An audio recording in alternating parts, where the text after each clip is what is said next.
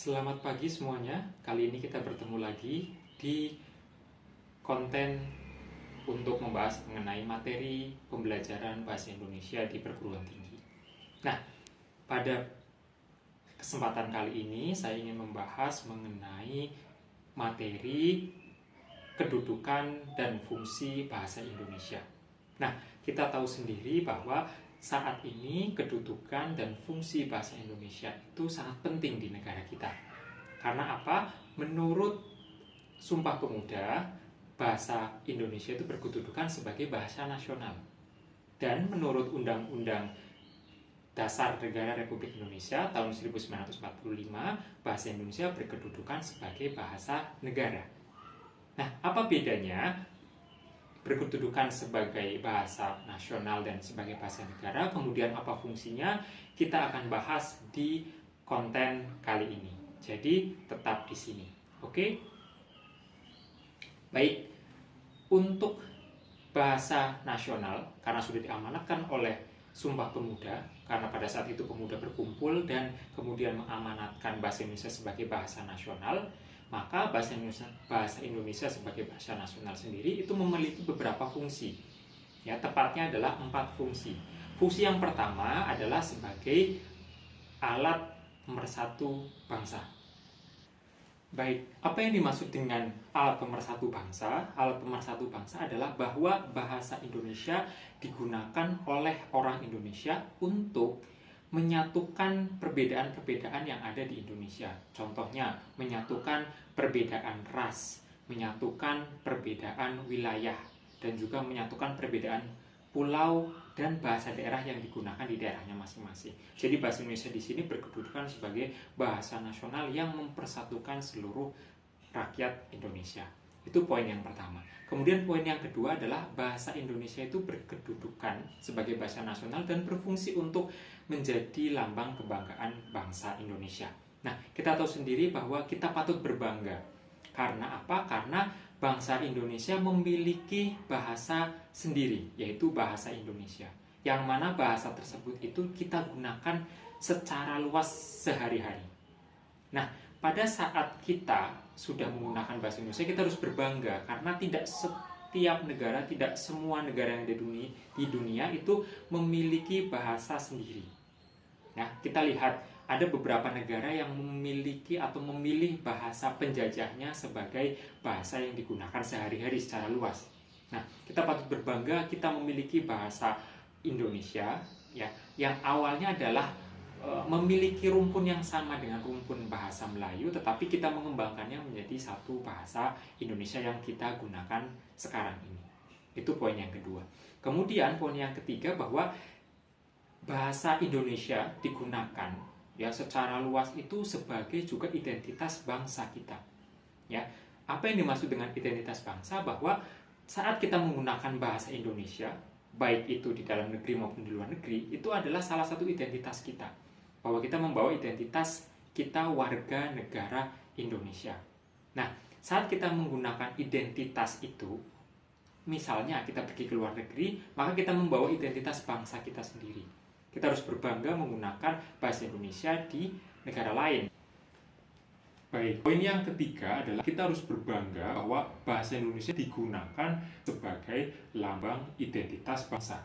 Ya, jadi kita harus berbangga karena itu merupakan identitas kita, baik digunakan di dalam negeri maupun di luar negeri, untuk menyatakan bahwa kita adalah orang Indonesia. Contoh kasusnya seperti ini, kita pergi ke luar negeri, kemudian bertemu dengan orang Indonesia, maka kita sangat bangga dan sangat rindu sekali untuk menggunakan bahasa Indonesia di sana. Ya, karena apa? Itu merupakan salah satu identitas kita saat kita pergi ke luar negeri. Nah, jadi itu merupakan identitas kita. Kemudian Badan Bahasa mencoba untuk memberikan pelatihan-pelatihan, kemudian memberikan kursus-kursus yang mana itu merupakan fasilitas. Kita harus berbangga bahwa identitas kita itu pun dikuasai atau identitas kita pun ingin dipelajari oleh orang dari negara lain. Nah, itu merupakan identitas kita. Itu poin yang ketiga. Kemudian poin yang keempat, bahasa Indonesia sebagai bahasa nasional adalah sebagai alat perhubungan antar suku yang ada di Indonesia sendiri khususnya. Jadi kita berkomunikasi dengan orang-orang di luar pulau kita, maka kita bisa menggunakan bahasa Indonesia. Bahkan yang mungkin bahasa daerahnya berlainan dengan kita, tetapi kita bisa saling berkomunikasi dengan baik di sana. Nah, pada saat kita berkomunikasi secara baik, maka tidak akan terjadi kesalahpahaman. Maka itu menyatukan seluruh etnis, seluruh bahasa daerah yang berbeda di dalam negara Indonesia, tetapi kita dapat menggunakan bahasa Indonesia itu sebagai komunikasi yang efektif. Itu bahasa Indonesia sebagai bahasa nasional, gitu ya, kedudukan. Kemudian itu ada 4 fungsi. Jadi sebagai alat pemersatu, sebagai lambang kebanggaan bangsa, sebagai identitas nasional, dan juga sebagai alat berhubungan antar suku. Kemudian kita berlanjut ke bagian kedua, yaitu bahasa Indonesia sebagai bahasa negara. Apa yang dimaksud dengan bahasa Indonesia sebagai bahasa negara? Bahasa Indonesia sebagai bahasa negara ialah kita sebagai bangsa Indonesia itu menggunakannya di beberapa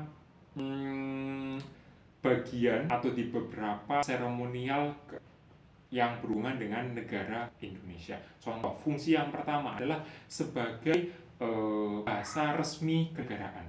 Kita tahu sendiri bahwa saat kita sudah menyatakan bahasa Indonesia sebagai bahasa resmi kenegaraan, maka itu harus digunakan di upacara-upacara kenegaraan.